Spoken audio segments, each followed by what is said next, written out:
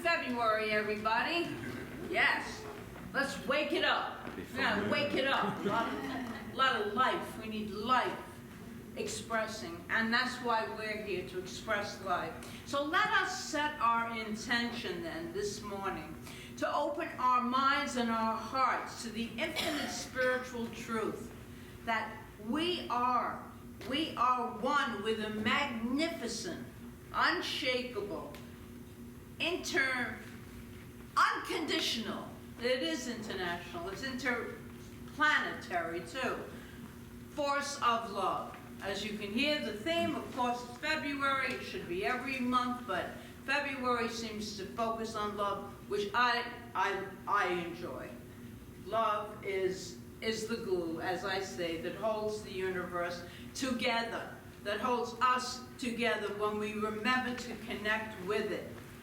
We talk about mystics, and we look at three great spiritual truths that all mystics arrived at. And the very first one, and the most important one, is that we are expressions, creations of this one life. We can't hear it enough. We have to remember it constantly, because we can forget with the chaos and all of the different ups and downs of life.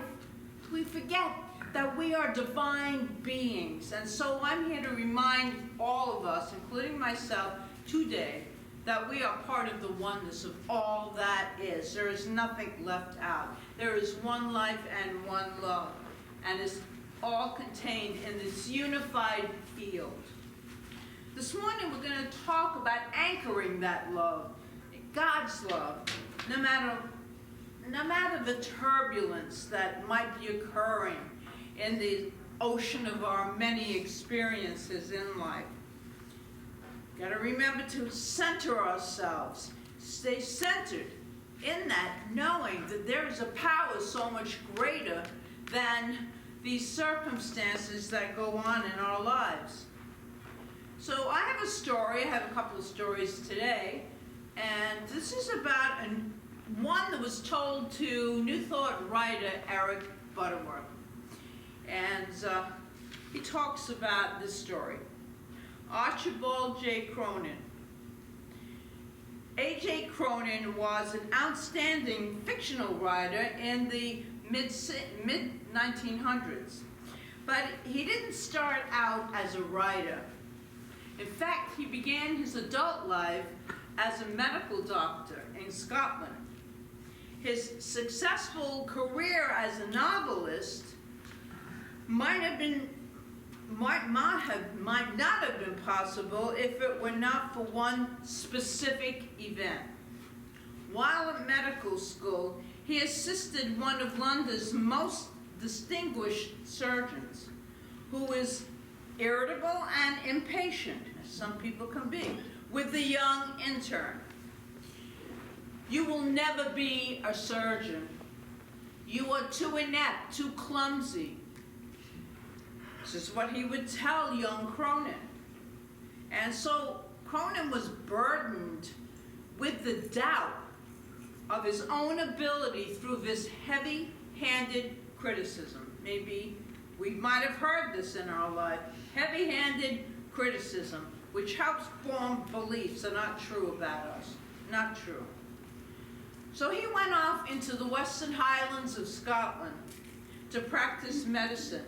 But whenever a patient required even the simplest surgery, he would send them off to Perth or Edinburgh to a doctor there, because he was not comfortable in doing any surgeries. And that's what he had been trained to be, a surgeon. So one stormy winter, a frightened lad burst into the office with the news that the son of the minister, the local minister, had been injured badly and was lying unconscious at home. Dr. Cronin made his way through the ice and the snow at the time. It was a big storm. And he examined the boy and found that his legs were paralyzed. Then he discovered that 4 crushed vertebrae were causing this ailment. And it was to really fix it, one of the most delicate surgeries known to the surgeon was called for. He was not comfortable whatsoever with that. Nervously, he tried to phone another surgeon in one of those biggest cities, but all the lines were down, and the railroad was blocked because of this winter storm. No one could get through to help him, even if he could get through to them to ask them for help. He wondered, dare I perform this surgery, this operation? And as soon as he did say that, he heard the voice of that professor, that teacher, contemptuous voice. You will never be a surgeon. You were too inept. You were too clumsy. And he told the boy's father that although he was very sorry, he just could not attempt such a surgery. But the wise preacher took him aside and said that he would have to perform that operation and that God would help him. Cronin faced what the Bible calls a furnace of affliction. And it was the turning point in his life. In a single moment, he grasped the confidence, turned it into the flow, and was courageous enough to do what had to be done that only he actually in that area could do. So calling on a local woman to be his nurse, he administered an anesthetic, and he let the wise, loving support of the minister replace that sneering contempt of his former teacher. And later he wrote, all of a sudden my hand grew steady. My mind grew cool. I felt confidence in myself. The operation was concluded. And when the operation was concluded, the healing had begun. I sat by the boy's side with a sense of deep thanksgiving because at last, too, I was free. The greatest experience, he said, of my life was when I walked into the other room and said to the family with Scottish understatement, I think he'll do fine. So this month, this is just a story fits in with today. This month, in various ways, we are exploring our reason for being. And my friends, you are here on this earth for one reason, and really one reason only, to let God be God as you, through you, in all that you think, say, and do. So what does this story have to do with that? I think it's a wonderful illustration of how so many of us have let beliefs in our past that maybe we've buried. They cover up and stop us from doing what we ought to be doing, what we were meant to do. Because I really believe, and I've said this many times, but I do believe it, that we each have a gift to share on this planet Earth at this time, each and every one of us. So remember that you are radiant gems, brilliant. That's what each and every one is. Our eternal true selves know this, that thing within us that knows this, that will tell us this in the most outrageous of times, when we think we can't go on, when we think we can't really stand straight in whatever is going on, and there's a lot going on in our personal lives and in our global lives as well. There's a lot going on, and that's when we remember that we are love energy. It's an energy, When you think of love as an energy, that is divine love. So, we sometimes let the debris of erroneous thinking and non-serving beliefs cover this up, cover the brilliance of who we are up.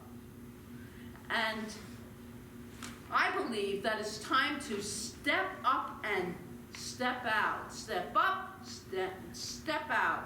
Doing what we really, this is why meditation, again, is so key to our well-being, because that's where we get in touch with the God of our being. That indwelling force, that eternal self that we are, that will guide us, that will support us in all situations, all situations. Each and every one is a brilliant creation of the divine. And if you don't accept it, you don't believe it, then it's time to move forward. It's time to move even if you don't want to. Like a lot of people, I'm sure, thought twice about coming here today because it's so cold. But in coming here, you might have done yourself a great favor. I know I have done myself a great favor. Well, I have to be here, but you know what? I want to be here. I'm so glad that I'm here because I get to share my gift with you, and that is such an honor. So we have all experienced, maybe not all of us, but those beliefs that hold us back and not allow us to embrace the unique and beneficial gifts that we have within us. And if we must accept and recognize and accept this knowledge of the truth of our being. Not only does this story vividly show us what that something did, the fact that he thought that God was doing the surgery,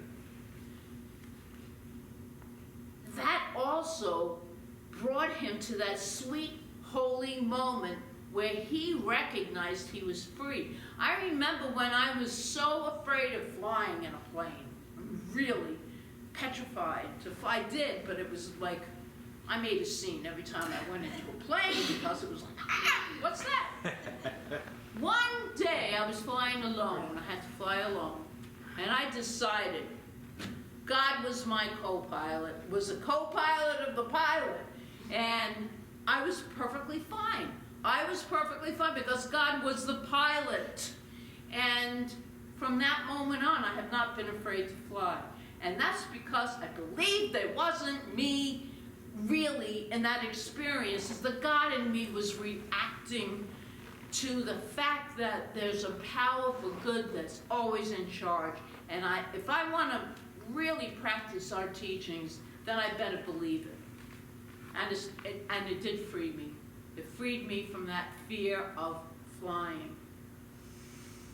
If we just look at the story on the surface, it looked like his freedom was brought about by love, right? The energy of love. And the encouragement of the minister. And of course, that helped. That absolutely helped. But what really happened was that he, in this moment of need, in that scary, scary moment, he connected with the God of his being. That's where the power is. He connected with something solid, something firm, something sure and secure, something steady, something dependable that was right inside of himself. He grabbed onto it. In fact, he was anchored in it. And it was the presence of the good, the God within him. Those two words are interchangeable. Good, God, love, it's all one thing. So Ernest Holmes tells us in Science of Mind, he wrote this: no matter what our emotional storm or what our objective situation may be, there is always something hidden in the inner being that has never been violated. We may stumble, but always there is that eternal voice forever whispering within our ear, that which causes the eternal quest, that thing which forever sings and sings. I love reading those songs. It is my intention and prayer this morning that anyone here who is not really connected with the God of their being, with that entire force, with that sacred holy place within themselves, who has not heard the inner voice whispering, singing in his ear, that each one does so today. At some point today, the connection, you can feel it, because we must feel it. We can say all of these words, but if we don't feel it, then nothing will happen. We have to feel that presence. We have to feel it with all of our being. So, Charles Fillmore wrote this in Talks on Truth, his book. We may talk about the wisdom of God, but the love of God must be felt in the heart. It cannot be described. And one who has not felt it can have no concept of it from the description of others. But the more we talk about love, the stronger it grows in our consciousness. And if we persist in thinking loving thoughts and speaking loving words, we are sure to bring into experience that feeling of that great love that is beyond description, the very love of God. We need a lot of love today. So let's not just think love, and we're not talking about human love. We're talking about that divine love, the energy of love. So remember that, the energy. It's so powerful. We need a lot of that for ourselves and for this whole planet.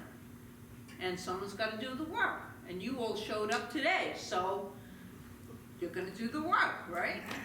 We got to do the love, and we do it, and we got to do the action, and we do it in all the different ways. The kind word, the smile, like just being kind. Wow. There's not a whole lot of kindness that we see a lot. So we're the ones. We're the ones. Okay. I have another story. A famous researcher, who, I've said this story before, who has made several very important, this is in Jack Canfield, the chicken soup writer, in one of his books, Successful Principles. So he writes this: a famous research scientist who made 7 very important medical breakthroughs was being interviewed by a newspaper reporter who asked him why he thought he was able to achieve so much more than the average person. In other words, what set him apart. In response to that, it all came from a lesson his mother taught him when he was 2 years old. He had been trying to navigate a bottle of milk out of the refrigerator when he lost his grip and spilled the entire contents on the kitchen floor. His mother, instead of scolding him, being irritable with him, or even punishing him for doing something that he had no business doing, she said, "What a wonderful mess you made. I rarely see such a huge puddle of milk. Well, the damage is done. Would you like to get down on the floor and play in it for a little while, and then we'll clean it up?" Well, that never happened to me. Lord, that was a good mother there. She was really good. Those beautiful people with children here. Let him play in the milk. Because this is why. And indeed he did that. And a few minutes, his mother continued. You know, whenever you make a mess, you will eventually have to clean it up. So how would you like to do that? We could use a mop, we could use a cloth, or which would you prefer? And after they were finished, this is the point. After they were finished clearing the milk, she said, what we have here is a failed experiment in how to carry a big bottle with 2 tiny hands. So let's go out in the backyard and fill this bottle with water and practice and see if there's another way to carry it without dropping it. And they did. So because of this mother's love and refusal to get angry or annoyed, this little boy grew up to believe in himself and to realize it's okay to make mistakes. We weren't brought up to think, most of us anyway, to think it's okay to make a mistake. Well, it was just a mistake. I don't think so. If you did, what a blessing. What a blessing, because what it did was not make the scientist live in fear. He could experiment because he didn't believe in mistakes. And what a major contribution that he made to the world through this wisdom he got as a 2-year-old boy. We remember. Our subconscious remembers everything that we were told or shown. I know that most of us don't have that kind of parent and that kind of understanding, but we have so many self-depreciating beliefs that we need to clear up within ourselves. And so we can express ourselves in joy, to step up and step out and really express kindness and joy, and it's all okay. We all make mistakes. For what are we stepping out into is the support of a loving Creator. That's what we're doing. Infinite possibilities exist if we believe they exist. They do not exist if we do not believe that that's the truth. So the point of the story is to help you tap into that kind of God's love. That's what I'm talking about. The kind that is steady, willing, and able to nurture and call forth your greatness. Believe in your greatness. Believe in it. I'm telling you that there is a greatness in each and every one of us. We have to awaken to it. Whether it is Archibald Cronin's story or the story of the scientists making significant medical breakthroughs, or your own story. You have a story, and make it a good story. Make it a good story. God's love is at work in every situation. It's nowhere void. And it's so wonderful to know that we cannot harm it in any way. This energy of who we are eternally and forever can never be harmed by anything, especially by our thoughts. So every situation, you're honing your magnificence, ready to call it forth. And this is true even when circumstances of your story or any story are painful. A lot of us have a lot of pain and difficult. As from the Bible, Joseph said to his brothers, "You have sold me into slavery. You may have meant it for evil, but God meant it for good." And it really is good. There's good in everything. Sometimes it's very difficult to see that, but there is good in every situation. But we must be awake to receive that information of good. When you hit a rough patch, in the story of your life. Here are some of the promises that God made. He made these. This is all coming from the Bible. You say it's impossible. God says all things are possible. Luke 18-28. I can tell you all the different places this is in the Bible. You say I'm too tired. God says I will give you rest. Matthew 11:28-30.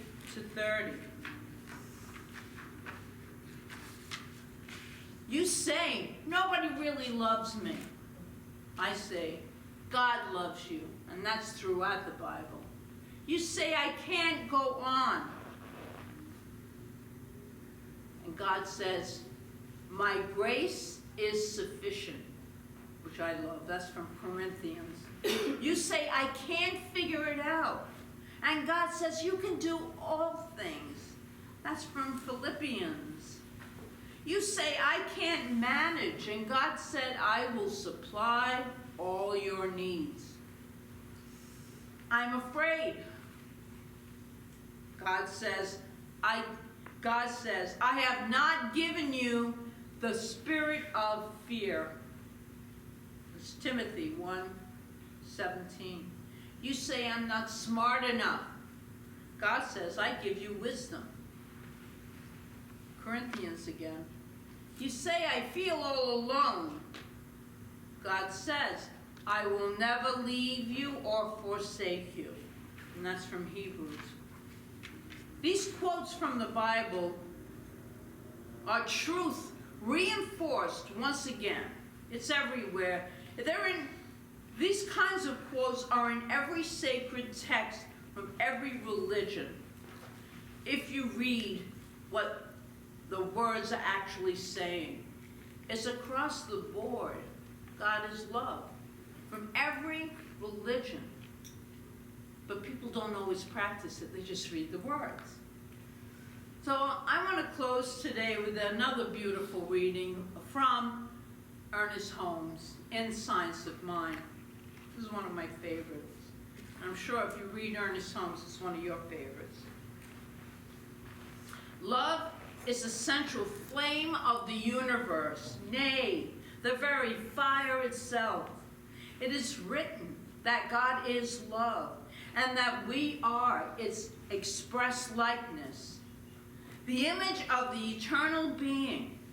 Love is self-givingness through creation, the impartation of the divine through the human. God expresses through us on this earth planet. Truly, truly. I just read that again in my quantum physics class, how the universal energy needs something to express through. This isn't Ernest Holmes, but he's saying the same thing because Ernest Holmes was talking science when it's called Science of Mind. It's called Science of Mind, the teachings. There's a reason for that word science, because he absolutely believed if you practice these principles, you can't fail. Well, there's no such thing as failure. So back to Ernest Holmes. Enough of Margaret. Love is an essence, an atmosphere, which defies analysis, as does life itself. It is that which is and cannot be explained. It is common to all people, to all animal life, and evidence in the response of plants to those who love them. Love reigns supreme over all. The essence of love, while elusive, pervades everything, fires the heart, stimulates the emotions, renews the soul, and proclaims the spirit. Only love can know love, and love knows only love. Words cannot express its depth or meaning.